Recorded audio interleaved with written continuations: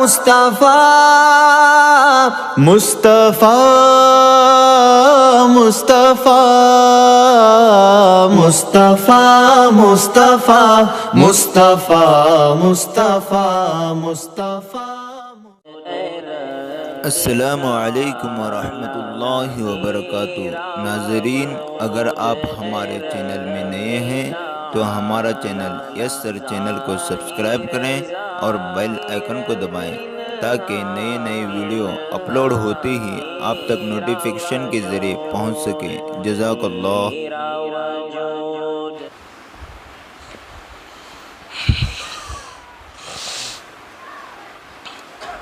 الحمد للہ رب العالمین حمدا کثیرا طیبا مبارکا فیہ کما یحب ویرضی۔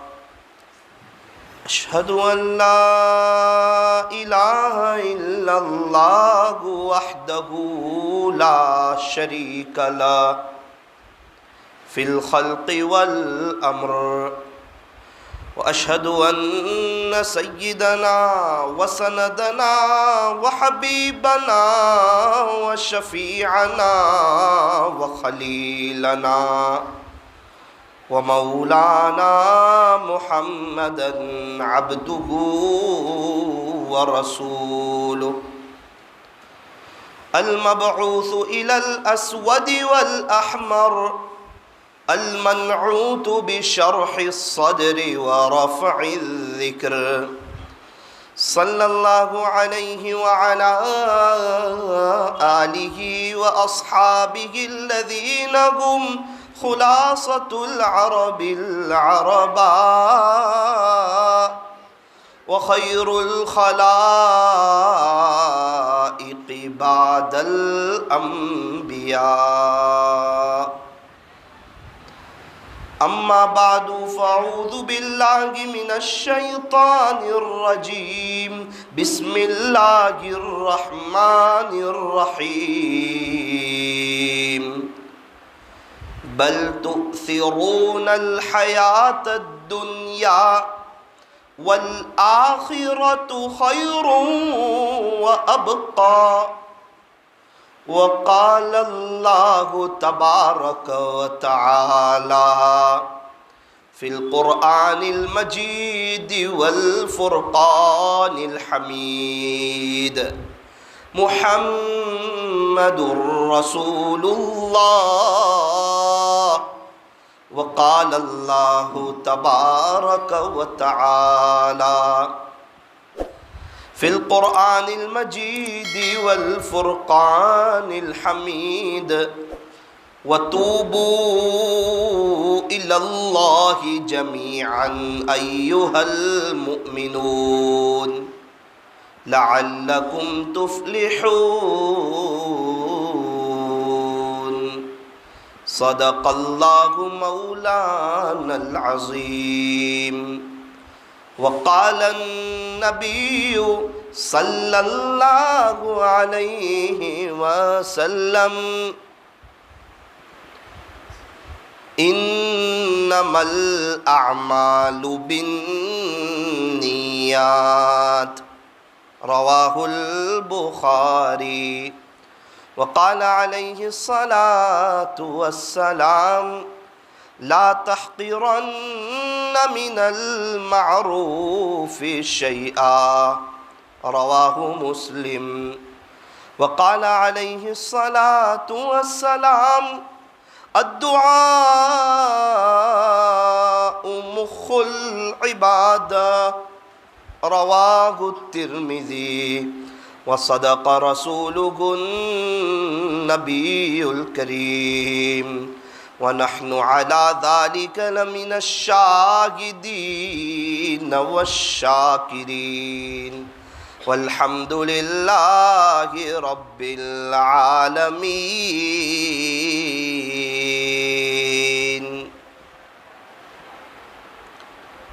فکر نبی جس کے سینے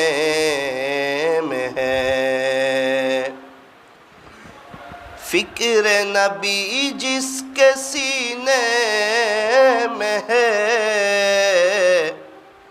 وہ مدینے میں نہ ہو کر بھی مدینے میں ہے، اور فکر نبی جس کے سینے میں نہیں ہے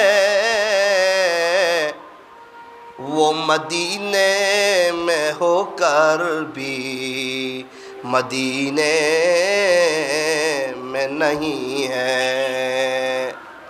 ایک عاشق رسول نے کیا ہی خوب قیمتی اشعار ارشاد فرمائے ہیں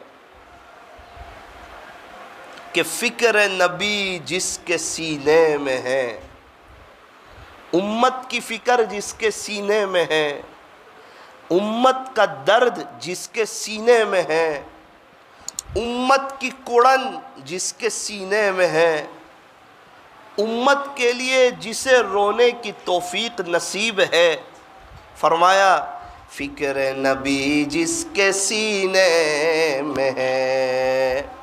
حضور والا درد، حضور والا غم، ہمارے نبی علیہ السلام کو امت کی بہت فکر تھی کہ پوری دنیا میں جتنے رہنے والے انسان اور جنات ہیں اور جتنے تا قیامت تک آئیں گے سارے ہی کیسے جنت میں جانے والے بن جائیں اور سارے ہی کیسے اللہ کو پہچان لے، اس کی ہمارے نبی علیہ السلام کو فکر تھی، کوڑن تھی اور درد تھا۔ شاعر کہتا ہے کہ فکر نبی جس کے سینے میں ہے وہ مدینے میں نہ ہو کر بھی مدینے میں ہے، اور فکر نبی جس کے سینے میں نہیں ہے وہ تو مدینے میں ہو کر بھی مدینے میں نہیں ہے۔ فکر دنیا کر کے دیکھی، فکر عقبا کر کے دیکھ۔ شاعر کہتا ہے کہ انسان ابھی تک تو نے دنیا کی فکر کر کے دیکھی، دنیا کے بارے میں سوچ کے دیکھا، دنیا کے بارے میں محنت کر کے دیکھی، دنیا کو وقت دے کر دیکھا، تو پریشان ہو چکا ہے، ٹینشن نے تجھے گھیر لیا ہے، تو ایک کام بنانے جاتا ہے تیرے 4 کام بگڑ جاتے ہیں، اس 4 کام کو درست کرنے جاتا ہے اور درست ہونے کی تیاری ہوتی ہے اور سامنے 8 کام نظر آتے ہیں۔ جتنی تیری زندگی بڑھتی جا رہی اتنا تجھے ٹینشن بڑھتا جا رہا، ڈپریشن بڑھتا جا رہا، اور کئی مرتبہ اس ٹینشن میں رہتے رہتے انسان کو پریشر ہو جاتا ہے۔ تو شاعر کہتا ہے کہ انسان ابھی تک تو نے فکر دنیا کر کے دیکھی، اب کیا کر؟ فرمایا فکر دنیا کر کے دیکھی، فکر عقبا کر کے دیکھ، چھوڑ کر اپنے فکر سارے ذکر مولا کر کے دیکھ۔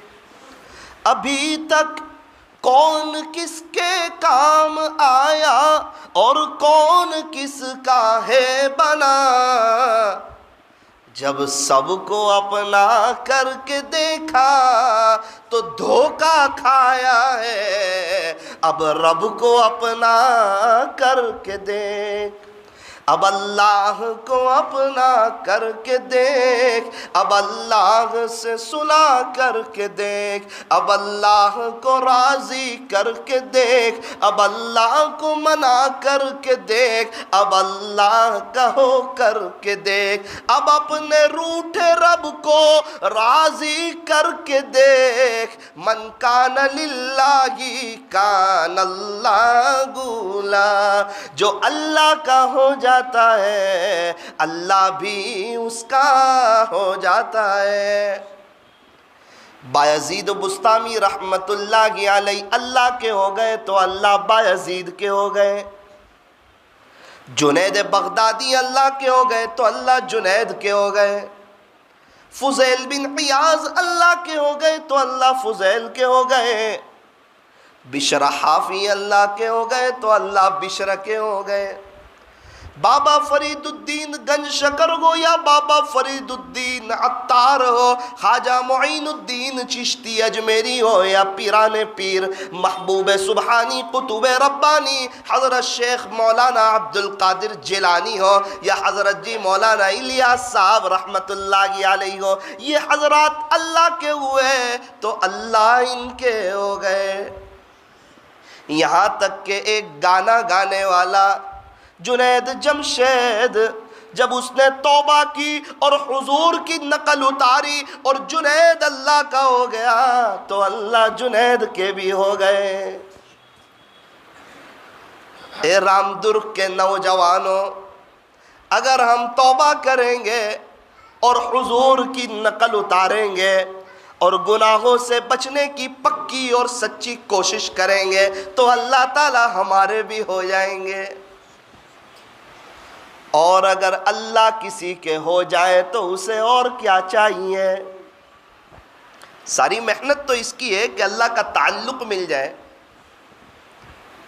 دعوت و تبلیغ کی مبارک محنت سے یہ چاہا جاتا ہے کہ اللہ کا تعلق نصیب ہو جائے، مدارس کی محنت کے ذریعے سے یہ چاہا جاتا ہے کہ اللہ کا تعلق نصیب ہو جائے، جمعیت کی مبارک محنت کے ذریعے سے یہ چاہا جاتا ہے کہ اللہ کا تعلق نصیب ہو جائے، مکاتب کی محنت کے ذریعے سے یہ چاہا جاتا ہے کہ اللہ کا تعلق نصیب ہو جائے، اور خانقاہ کی محنت کے ذریعے سے یہ چاہا جاتا ہے کہ اللہ کا تعلق نصیب ہو جائے، اور اللہ ملا تو سب کچھ ملا، اللہ نہ ملا تو کچھ نہ ملا۔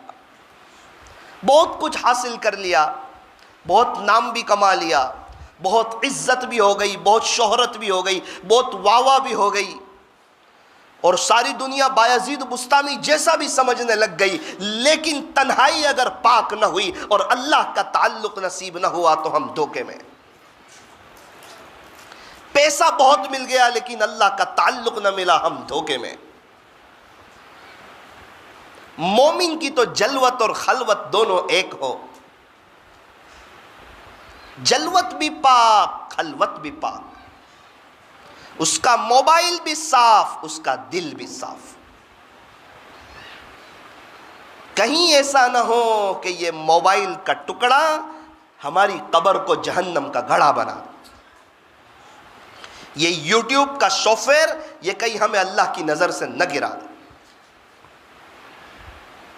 یہ واٹس ایپ یہ کہیں ہمیں اللہ کی نظر سے نہ گرا دے۔ پورے قرآن شریف کا خلاصہ اللہ کو راضی کر لو، حدیث شریف کا خلاصہ اللہ کو راضی کر لو، شریعت و سنت کا خلاصہ اللہ کو راضی کر لو، اللہ کی اور اللہ کے رسول کی مان لو۔ فرمایا دو جہاں کی کامیابی، دنیا اور آخرت کی کامیابی، دو جہاں کی کامیابی گر تجھے درکار ہے، ان کا دامن تھام لے جن کا محمد نام ہے صلی اللہ علیہ وسلم۔ کامیابی آج بھی قدم چومنے کے لیے تیار ہے، نعرہ تو لگاتے ہیں حضور کا دامن نہیں چھوڑیں گے، خواجہ صاحب کا دامن نہیں چھوڑیں گے، پیران پیر کا دامن نہیں چھوڑیں گے، ہم بھی نعرہ لگاتے ہیں کہ بھئی واقعیتاً نہ حضور کا دامن چھوڑیں گے انشاءاللہ، نہ کسی اللہ کے ولی کا دامن چھوڑیں گے۔ پہلے دامن پکڑے تو صحیح۔ ابھی یہ رومال ہے، رومال ابھی اس کو میں نے پکڑا نہیں اور میں کہتا ہوں رومال نہیں چھوڑوں گا، رومال نہیں چھوڑوں گا، سامنے والا کہتا ہے پہلے پکڑ تو صحیح رومال، بعد میں نہ چھوڑنے کی بات۔ ہم نے دامن ہی کہاں پکڑا، وہ تو تہجد پڑھتے تھے، ہم کہاں پڑھ رہے ہیں؟ ان کے چہرے پہ تو داڑھی تھی، ہمارے چہرے پہ کہاں ہے؟ ان کا تو اسلامی لباس تھا، ہمارا کہاں ہے؟ ان کی تو ازار ٹخنوں سے اوپر رہتی تھی، ہماری کہاں ہے؟ ان کا تو دل صاف تھا، وہ تو نہ کینہ رکھتے تھے، نہ حسد رکھتے تھے، نہ بغض رکھتے تھے، نہ عداوت رکھتے تھے، نہ نفرت رکھتے تھے، اپنے آپ کو سب سے گھٹیا اور سب سے کمتر سمجھتے تھے، ایک جنگلی کتے سے بھی زیادہ اپنے کو ذلیل سمجھتے تھے۔ یہ ان کا دامن ہے کہ انسان اپنے آپ کو مٹائے، اللہ کی محبت میں اتنی تیز آگے بڑھ رہا ہو، اور دوسری طرف اپنے آپ کو ایسا مٹا رہا ہو کہ اس کی 35 سال سے تہجد نہ چھٹی، اور سامنے شرابی کھڑا ہے اور اس کا دل کہتا ہے کہ یہ شرابی تجھ سے اچھا ہے، ہو سکتا ہے اس کی کوئی ادا اللہ کو پسند ہو، اور ہو سکتا ہے تیری کوئی ادا اللہ کو نہ پسند۔ تو جس طرح محنت کرتے جاتے اور تکبر کا لیول بھی بڑھتا جاتا ہے، کبر، عجب، میں کچھ ہوں، میں دیندار ہوں، وہ تو شادی کے موقع پر پتہ چلتا ہے کہ انسان کتنا دیندار ہے، موت میت کے موقع پہ پتہ چلتا ہے کہ کتنا دیندار ہے، اور تفریح کے موقع پہ پتہ چلتا ہے کہ انسان کتنا دیندار ہے۔ شادی کا موقع ہے، ہر ایک کو خوش کیا جا رہا ہے، یہاں تک کہ گھر میں جو کام والی کام کرنے آتی ہے اسے بھی خوش کرتے ہیں، لیکن اللہ ہی کو بھول جاتے ہیں، اللہ ہی کو ناراض کر جاتے ہیں۔ ایک قاعدہ ہے، راج اللہ کا اور رواج محمد صلی اللہ علیہ وسلم کا۔ راج اللہ کا، رواج محمد صلی اللہ علیہ وسلم کا۔ ہم زبان سے تو بولتے ہیں، لیکن شادی کا موقع آئے نا پھر یوں کہتے ہیں راج اللہ کا، رواج معاشرے کا، رواج خاندان کا۔ لوگ کیا کہیں گے؟ وہ دعوت و تبلیغ کی مبارک محنت سے یہ چاہا جاتا ہے کہ لوگ کیا کہیں گے اس کو ایک طرف رکھ دیں، اللہ اس کا رسول کیا کہے گا اسے دیکھیں۔ جو خدا کے عاشق ہوتے ہیں، حضور علیہ السلام کے عاشق ہوتے ہیں، ہمارے نبی کے سچے غلام ہوتے ہیں، وہ یہ نہیں دیکھتے کہ لوگ کیا کہیں گے۔ میری ناک کٹے گی، آج تک کسی کی ناک کٹی نہیں، کیا ناک کٹے گی؟ ناک تو اس وقت کٹے گی جب اللہ اس کے رسول ناراض ہو جائے، اس وقت ناک کٹے گی۔ موت میت کا موقع، شادی کا موقع، بچی کو قرآن شریف دیتے ہیں شادی کے موقع پر، مصلی بھی دیتے ہیں، بہت خوشی کی بات ہے، دینا چاہیے۔ قرآن شریف ہمیں بھی پڑھنا چاہیے۔ فرمایا کہ دنیا کی کتابوں میں قرآن چمکتا ہے، کہ دنیا میں جتنی کتابیں، چاہے آسمانی کتابیں ہوں یا زمینی کتابیں ہوں، چاہے اللہ کی طرف سے صحیفے آئے ہوں یا کسی انسان کی لکھی ہوئی کتاب ہو، فرمایا کہ جتنی کتابیں آسمان سے اتری، جتنے صحیفے اترے، جتنی کسی انسان نے کتاب لکھی، سب سے افضل اگر کوئی کتاب ہے تو وہ اللہ کا کلام ہے۔ ان میں فرمایا دنیا کی کتابوں میں قرآن چمکتا ہے، قرآن میں اللہ کا فرمان چمکتا ہے، بنا لے جو عادت تلاوت قرآن کی، اللہ کی نظروں میں وہ انسان چمکتا ہے، اللہ کی نظروں میں وہ انسان چمکتا ہے۔ بڑی خوشی کی بات ہے، قرآن شریف دیتے ہیں، اور بڑے افسوس کی بات یہ ہے کہ ایک چیز بھول جاتے ہیں، بہت سی چیز بتاتے ہیں، بہت سے کپڑے دیتے ہیں، جوتے دیتے ہیں، سینڈل دیتے ہیں، فرنیچر دیتے ہیں، بہت سی دنیا بھر کی چیزیں بیٹی کو دیتے ہیں۔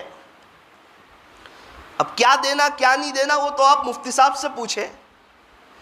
ٹوال دیتے ہیں، صابن دیتے ہیں، شیمپو دیتے ہیں، افسوس صد افسوس ہر چیز کی فضیلت بیان کرتے ہیں۔ بیٹا یہ کپڑے ہیں نا، یہ شادی کے پہلے مہینے پہننا، یہ شادی کے دوسرے دن ولیمے میں یہ پہننا، فلاں موقع پر یہ پہننا، اور یہ سینڈل تھوڑی اچھی والی ہے اس کو کل پہننا، شادی کے پہلے 2 مہینے میں یہ ٹوال کا سیٹ نکالنا اور بعد میں 4-5 مہینے ہو جائے پھر دوسرا سیٹ نکالنا، اور یہ بیڈ شیٹ دوسرے دن بچھانا، یہ بیڈ شیٹ تیسرے دن بچھانا، یہ صابو پہلے کھول لینا، پھر بعد میں ضرورت پڑے تو پیٹی پلنگ سے نکال کے دوسرے صابن استعمال کر لینا۔ ہر چیز کی فضیلت وقت بتایا جا رہا ہے، لیکن یہ نہیں کہتے کہ میری بیٹی یہ تجھے قرآن دیتا ہوں، اسے سوکس میں نہ سجانا، اسے دل میں سجانا۔ یہ قرآن پڑھنے کے لیے دیتا ہوں، رکھنے کے لیے نہیں دیتا۔ کتنی مرتبہ ایسا ہوتا ہے، کئی مہینے گزر جاتے ہیں، شاندار پیٹی ہوتی ہے اور اس میں قرآن شریف رکھا ہوتا ہے، قرآن شریف کھولنے کی نوبت ہی نہیں آتی۔ ایک دولہے کو اللہ جزائے خیر دے، وہ اپنے روم میں گیا اور روم میں جانے کے بعد تقریباً اس نے سب سے پہلا جو کام کیا، اپنی وہ پیٹی تھی اس کے اندر سے قرآن شریف کو نکالا اور اس کو ادب سے رکھا اور پیٹی کو ایک طرف رکھا کہ اب یہ قرآن شریف جو دیا ہے یہ پڑھنے کے لیے، قرآن شریف تلاوت کرنے کے لیے۔ بیٹی تو قرآن پڑھے گی نا، تیرا تعلق اللہ کے ساتھ جڑے گا، پھر کچھ تجھے پریشانی نہیں آئے گی، تو اللہ کی ہو جائے گی نا تو تیرا شوہر بھی تیرا ہو جائے گا اور تیری ساس بھی تیری ہو جائے گی اور تیری نڑند بھی تیری ہو جائے گی، گھر میں محبتوں والا ماحول قائم ہوگا۔ یہ کوئی بتاتا ہی نہیں۔ مصلی دیتے ہیں بڑا شاندار، منع نہیں کرتا، لیکن کوئی نہیں کہتا بیٹی تہجد پڑھنا۔ رات کے آخری پہر میں اللہ کی طرف سے اعلان ہوتا ہے۔ کیا اعلان ہوتا ہے؟ رات کے آخری پہر میں اللہ کی طرف سے یہ اعلان ہوتا ہے پہلے آسمان سے، حل من سائل فأعطی لا، ہے کوئی سوال کرنے والا کہ جس کو عطا کیا جائے، ہے کوئی مغفرت کا چاہنے والا کہ جس کی مغفرت کی جائے۔ اب اعلان اللہ کی طرف سے ہو رہا ہے نا، ہے کوئی سوال کرنے والا جس کو عطا کیا جائے۔ اب ہمیں کتنی چیزوں کی ضرورت ہے، رات دن ٹینشن میں ہے، بے چینی میں ہے، فکروں میں ہے، بہت سی چیزوں کی ضرورت، لیکن جب اللہ سے لینے کا وقت آتا ہے اس وقت تو ہم سو جاتے ہیں۔ اللہ کے عاشق لوگ رات کے آخری پہر میں اٹھتے ہیں۔ ہم لوگ جب اپنے بستر کو آباد کرتے ہیں اس وقت خدا کے عاشق لوگ اپنے مصلے کو آباد کرتے ہیں۔ ہمیں میٹھی نیند سونے میں مزہ آتا اور انہیں قبر کی میٹھی نیند کی فکر ہوتی ہے۔ ہمیں سونے میں مزہ آتا اور صبح کے وقت میں خدا کے عاشقوں کو رونے میں مزہ آتا۔ انہیں پتا ہے کہ جو اللہ کے سامنے رونا سیکھ لیتا ہے اللہ کسی اور کے سامنے اسے رونے نہیں دیتے، اور جو اللہ کے سامنے ہاتھ پھیلانا سیکھ لیتا ہے اللہ کسی اور کے سامنے اسے ہاتھ پھیلانے نہیں دیتے۔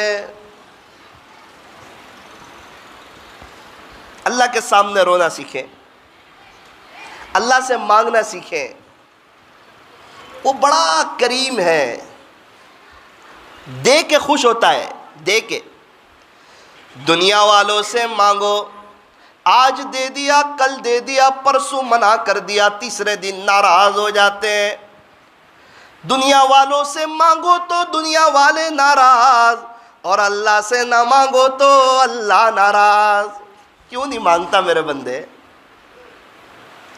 2 سال کا بچہ ہر چیز اپنے ماں باپ سے مانگتا ہے، 3 سال کا بچہ ہر چیز اپنے ماں باپ سے مانگتا ہے، کیونکہ وہ اپنے ماں باپ کو پہچانتا ہے جتنا یہ 2-3 سال کا بچہ اپنے ماں باپ کو پہچانتا ہے، اتنا اگر ہم اللہ کو پہچان لیں تو ہم اللہ کے ولی بن جائیں۔ کاش ہم بھی اپنے اللہ سے مانگے۔ وہ پہچانتا ہے ماں باپ کو، 6 مہینے کا بچہ اپنے باپ کو پہچانتا ہے۔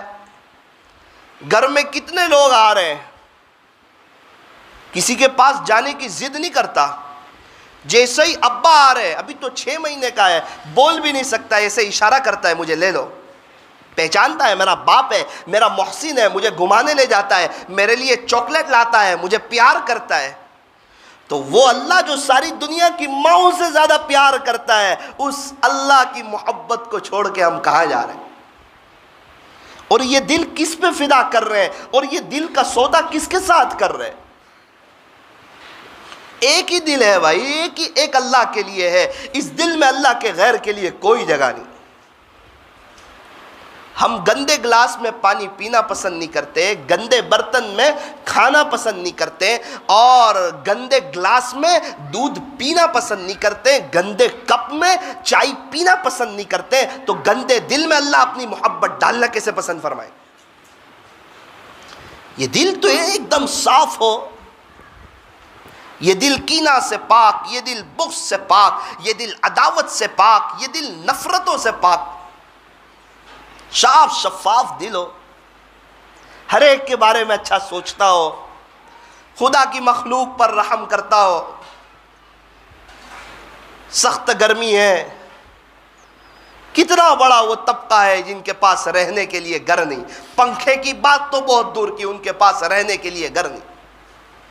دوپہر کی چلچلاتی دھوپ میں ان کے بچے بلبلاتے ہیں، اور ان کے بچوں کے پاس پہننے کے لیے چپل نہیں۔ ابھی کچھ وقت پہلے ایک جگہ سے خبر آئی کہ اس گھر میں لائٹ نہیں، اور اس گھر والوں نے اچار اور روٹی کھائی، لائٹ میٹر والے آ کر میٹر کو کچھ نکال کر لے گئے، چونکہ وہ سید گھرانے کے لوگ تھے اور ان کے پاس لائٹ بل بھرنے کے لیے پیسہ نہیں تھا۔ کہاں ہے ان کے لیے رونے والے؟ کتنے وہ یتیم بچے ہیں جن کو کوئی محبت کی نظر سے دیکھنے والا نہیں، جن کے سر پر کوئی شفقت کا ہاتھ پھیرنے کو تیار نہیں۔ ایک بزرگ نے شیطان کو دیکھا، دو چیزیں لے کے جا رہا ہے، ایک ہاتھ میں شہد ہے اور دوسرے ہاتھ میں راکھ ہے۔ حضرت نے کہا شیطان کو کہ یہ شہد کی اور یہ راکھ کی تجھے کیا ضرورت بھائی؟ کہنے لگا کہ جو بھی غیبت کرتے ہیں نا، ان کے ہونٹ پہ میں شہد لگا دیتا ہوں، ان کو غیبت کرنے کی مزہ آتی ہے، اور وہ اللہ کی نظر سے گرتے ہیں تو میں خوش ہوتا ہوں۔ اس لیے جب بھی غیبت کی محفل ہو بڑا مزہ آتا ہے۔ فون پہ 2 منٹ کی جگہ 5 منٹ ہو جاتے ہیں۔ رات میں میاں بیوی جب سوتے ہیں اور سونے سے پہلے جو 15 منٹ کا جو وقت ہوتا ہے، اس میں غیبت کی اتنی مزہ آتی ہے کہ تمہارے بھائی نے یوں کیا، تمہارے امی نے یوں کیا، اور تمہارے ابا نے یوں کیا، اور فلانے نے یوں کیا، اور پھر کہتے ہیں ہم تو تہجد بھی پڑھتے ہیں۔ اور رات میں شیطان نے کتنا خطرناک کام کروایا اس کا احساس ہوا؟ کس کی غیبت ہوئی؟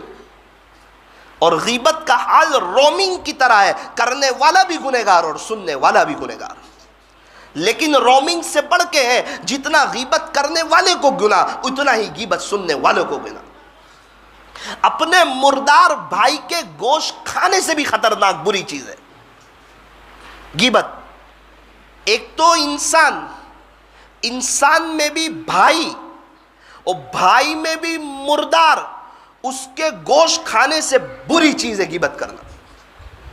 فرمایا الغیبت اشد من الزنا، غیبت تو زنا سے بھی زیادہ سخت چیز ہے۔ زنا کرنے والے کو معاشرے میں کتنا برا سمجھتے ہیں، فرمایا غیبت کا کرنا یہ زنا سے بھی زیادہ سخت چیز ہے۔ غیبت بہت خطرناک ہے۔ کیا فرمایا کہ اکثر لوگ اس زبان کی وجہ سے جہنم میں جائیں گے۔ اللہ تعالی ہماری حفاظت فرمائے۔ ایک بزرگ تو روزانہ جو بولتے تھے نا اس کو لکھ لیتے تھے، روزانہ جو بولتے تھے ہفتے میں ایک دن، مثال کے طور پہ جمعہ کے دن سب لکھ لیتے تھے کہ پورے ہفتے میں نے کیا کیا بولا۔ وہ کتنا کم بولتے ہوں گے کہ سب لکھ سکتے ہوں گے، اور پھر اس کو دیکھتے تھے، جو صحیح بولا اس پر اللہ کا شکریہ ادا کرتے تھے، اور جو لفظ فضول زیادہ کا نکل گیا اس پر افسوس کرتے تھے، اللہ معاف کر دے۔ اور اگر ہم لکھنے جائیں نا تو یہ سب نوٹ بک کی دکانوں میں نوٹ پوری ہو جائے۔ ایک ہی دن کا لکھنے جائے تو کہیں کتنی ڈائری بھرا جائے، کیونکہ ہمارے پاس تو وقت بہت ہے بولنے کے لیے۔ نبی کریم صلی اللہ علیہ وسلم نے ارشاد فرمایا من صمت نجا، تاجدار مدینہ فخر دو جہاں رسول عربی محمد الرسول اللہ صلی اللہ علیہ وسلم نے ارشاد فرمایا کہ جو خاموش رہا اس نے نجات پائی۔ من سکت سلیم ومن سلیم نجا، جو خاموش رہا سلامت رہا، اور جو سلامت رہا اس نے نجات پائی۔ جو جملہ زبان سے نکلتا ہے نا، یہ سب محفوظ ہو رہا ہے، لکھ رہے فرشتے اس کو، یوں سمجھئے یہ سب ریکارڈنگ ہو رہا ہے۔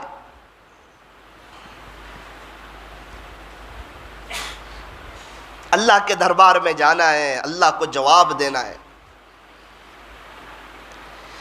اس زبان سے جو جملے نکلتے ہیں اس سے دل جیتے بھی جا سکتے ہیں اور دل چیرے بھی جا سکتے ہیں۔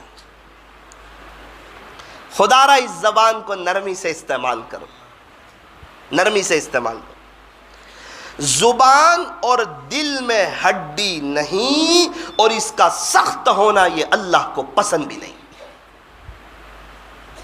نرمی سے، بیوی کے سامنے نرمی سے، بچوں کے سامنے اخلاق سے۔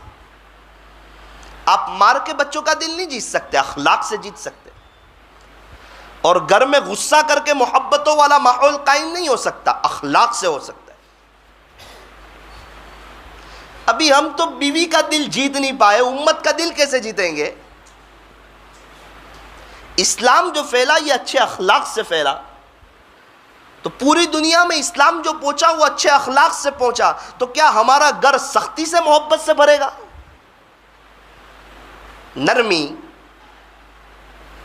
ہر ایک کے ساتھ اچھے اخلاق سے پیش آنا، مسکراتا ہوا چہرہ، میٹھی زبان۔